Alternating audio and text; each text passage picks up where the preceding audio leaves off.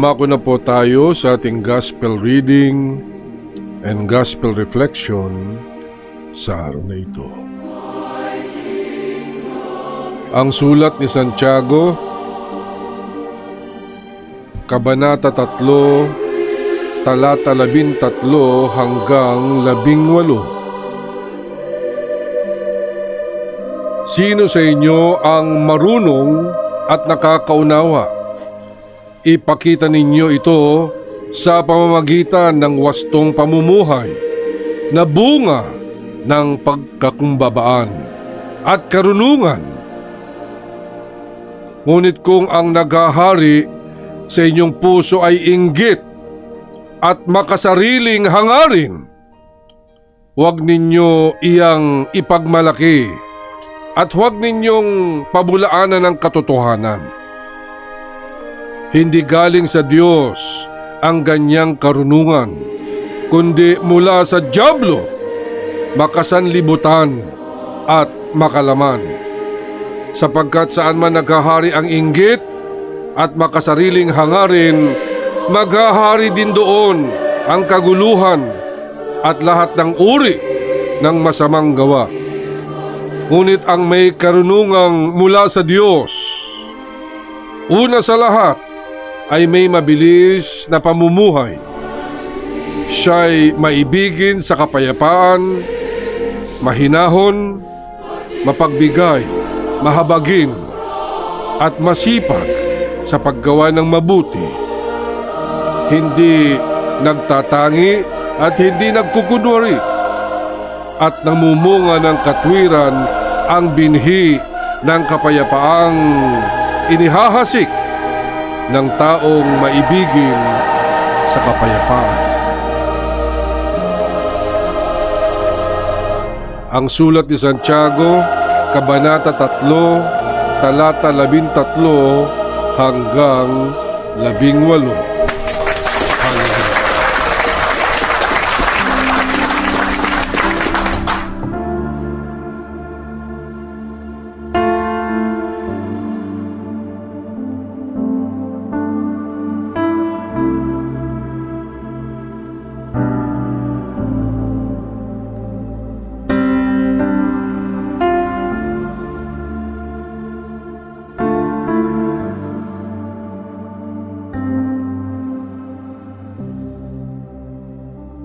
Ngunit kung ang naghahari sa inyong puso ay inggit at makasariling hangarin, huwag ninyong iyang ipagmalaki at huwag ninyong pabulaanan ng katotohanan.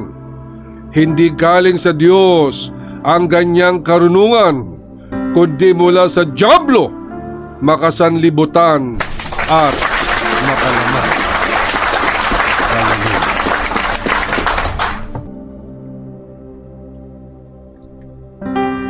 Ang bawat isa sa ating lalang at likha ng ating Panginoong Diyos, mga iniibig.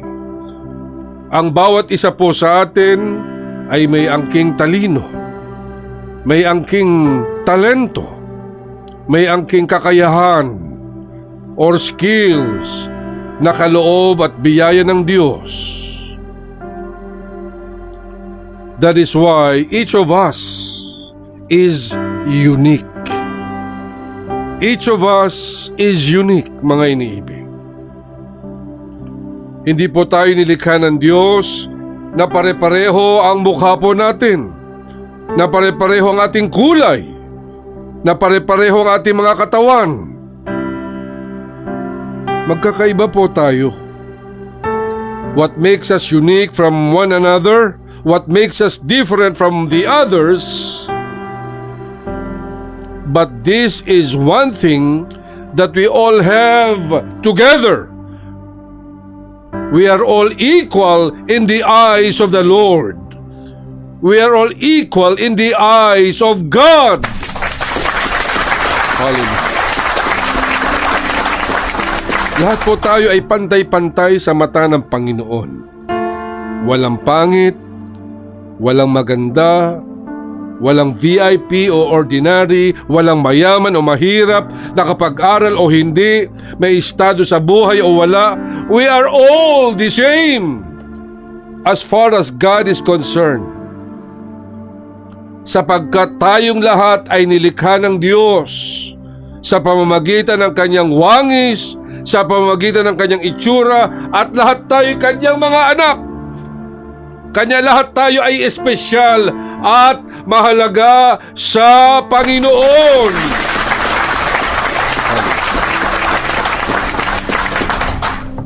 Iba-ibang sitwasyon lang po tayo mayroon, mga iniibig. Mayroong ipinanganak na mayaman, mayroong ipinanganak na mahirap, pero hindi ibig sabihin na may favoritism ang Panginoon. Wala po iniibig. Ang bawat isa po sa atin ay may kanya-kanya ho tayong tadhanang tatahakin sa buhay. At itong tadhanang ito ay nasa atin kung papaano natin isabuhay na naayon sa kapurihan ng Diyos, na nanaayon sa ikalalahati ng ating Panginoong Hesukristo. Maaring ipinanganak kang mahirap, ngunit kung nag-aral ka ng mabuti, nagsumikap ka, nagtiis ka, nagpursige ka, nag-ipon ka, hanggang sa ikaw ay umangat sa buhay. At ngayon tinatamasa mo na ang ginhawa ng buhay. Yan po ang iyong tadhana, iniibig. Naging matagumpay ka. You have become so successful sapagkat pinili mo ang tama. Pinili mo ang ikalulugod ng Diyos. Si Kristo naging gabay mo, siya ang iyong pinagkukunan ng iyong lakas, at dahil dito, nakamit mo ang lahat ng pangarap at panalangin mo, at yan ay dahil sa biyaya at grasya ng ating Panginoong Jesus.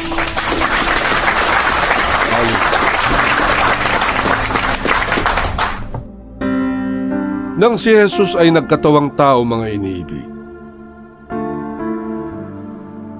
pinili niyang maging mahirap. Pinili niyang isa siyang anak ng karpintero. And Jesus didn't complain. Hindi rin siya na-insecure o nainggit man lang. Sapagkat deep inside, he knows that was his very role on earth. That he has to be born poor. That he has to mingle with the poor and the downtrodden, which is his ultimate humility and sacrifice. Imagine, mga iniibig, Diyos ka, pero nabubuhay ka sa lupa bilang isang ordinaryong tao, anak ka ng karpintero na kailangang dumanas ng kahirapan sa buhay. But Jesus understood everything. Dahil alam niya na bahagi po ito ng salvation. The plan of salvation, that He is the Word made flesh and dwelt among us, but He is the Messiah. He is our Savior. He shall save the world.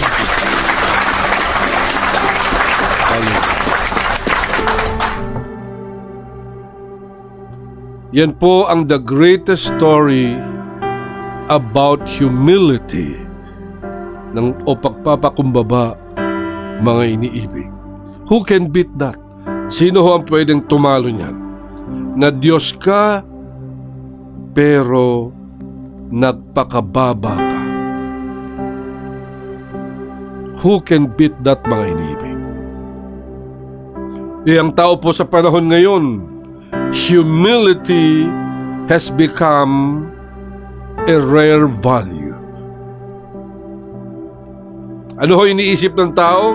He is thinking that all of the great accolades and achievements ay galing sa kanya. Yan ho ang kaisipan ng tao. It is all his efforts.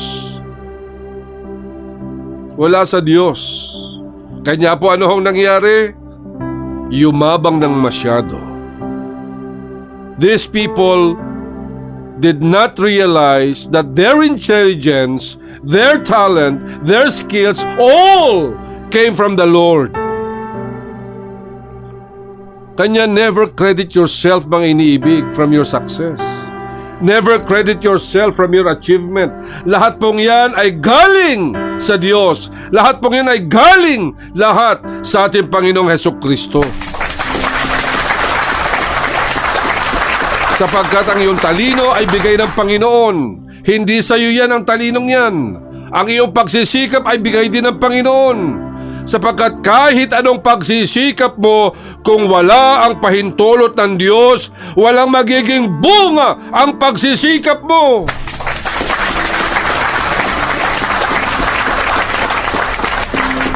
Ang iyong lakas, ang iyong determinasyon, ang iyong pagtitiis, ang iyong minimiti, lahat yan ay galing sa Panginoon, because you can never start to have all of this in your mind and in your heart without the grace and permission of the Lord.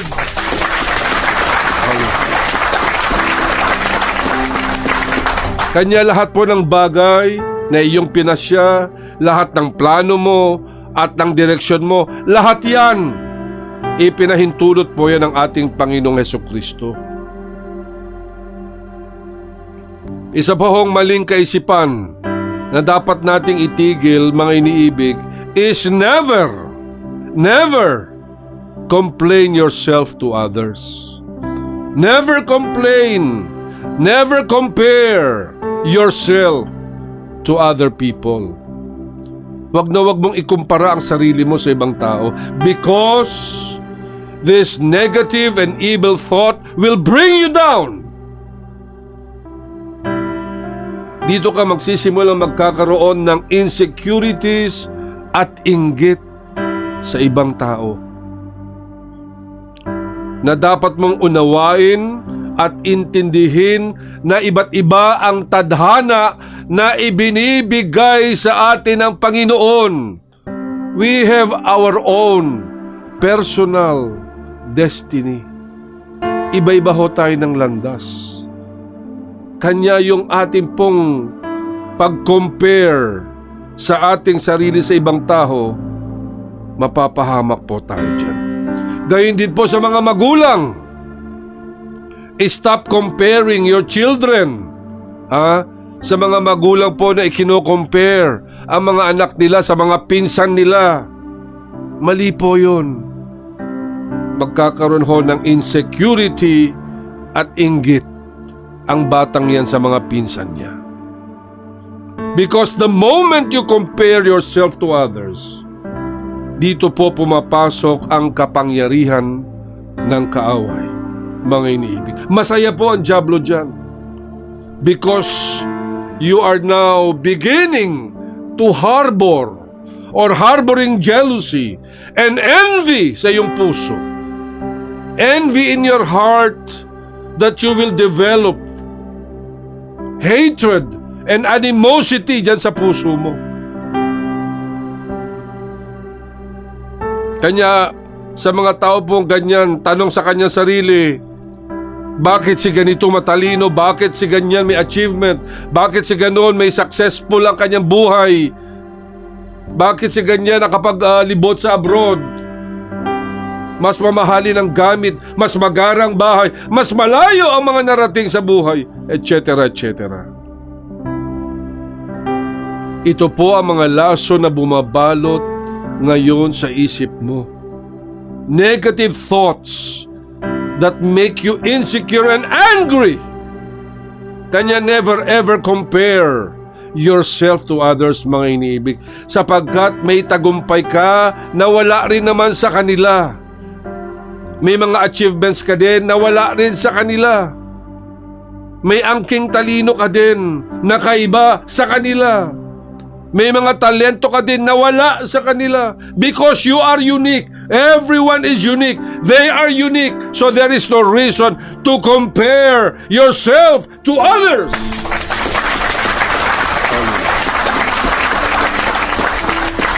Life is not a contest, mga iniibig. Hindi ho contest ang buhay. Life is not who gets first and who is the last. It is not a competition. Ito po ang maling epekto na itinuturo sa atin. Na dapat mas angat ka sa kaklase mo, mas magaling ka. Kanya you develop this kind of mindset that your particular classmate, he is your enemy, sila ay iyong kalaban at ang kalaban ay dinudurog, ang kalaban ay pinapatay. Mali ang ganyang kaisipan. Life is not about competing who is better and who is not. Who is number one and who is kulelat. Who is popular, who is the best, who is the greatest. That becomes secular idolatry, mga iniibig. Nawala na po ang Panginoon. Nawala na po ang ating Panginoong Hesukristo sa equation. It is not all about me. Hindi ho ganon, mga iniibig. Kanya kayo po mga magulang na nakikinig ngayon, baguhin po natin ang ganitong kaisipang itinuturo sa mga bata. Stop pushing your children to be perfect. Bagkus, just tell them to do their best and God will do the rest. Hallelujah.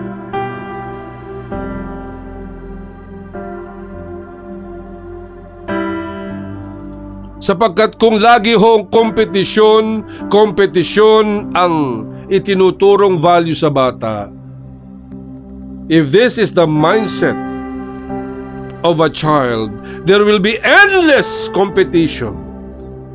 There will be endless battle, mga inibig.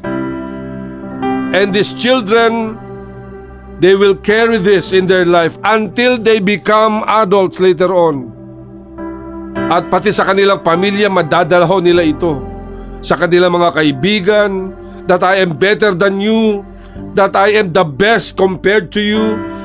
Kanya sasabihin nila, you have to listen to me because I am intelligent. It's all about me because I am the best.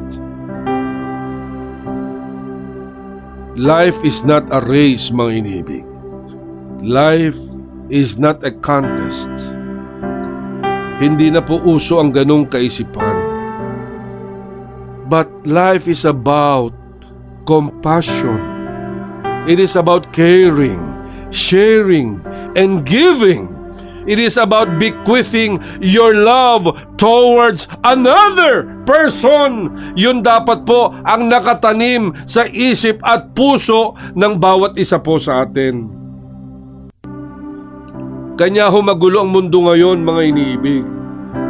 Dahil lahat po ay puro contest, compete ng compete, na kung sino mas magaling, na kung sino mas maunlad, kung sino mas malakas, kung sino mas dapat katakutan, kung sino ang pinakamakapangyarihan, at kung sinong bansa ang dapat masunod.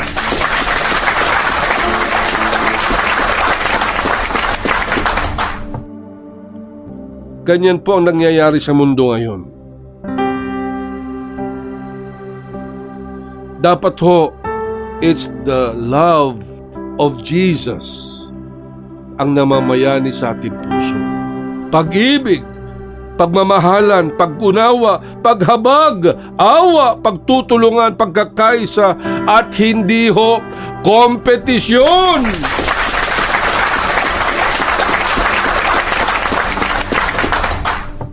Again, each one of us is unique.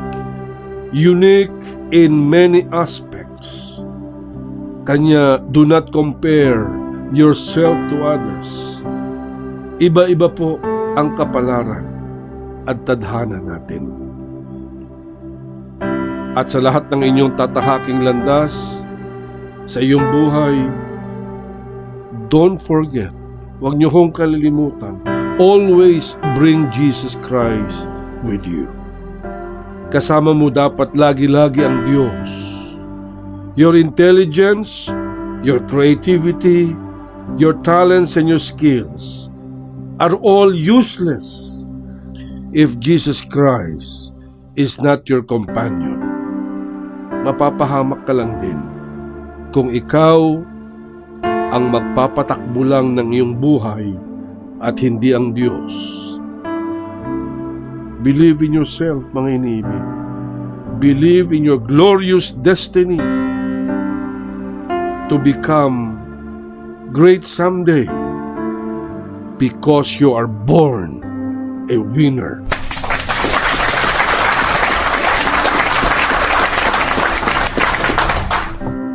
Why? Because Jesus Christ makes you a winner. Sa pangalan ni Jesus. Amen.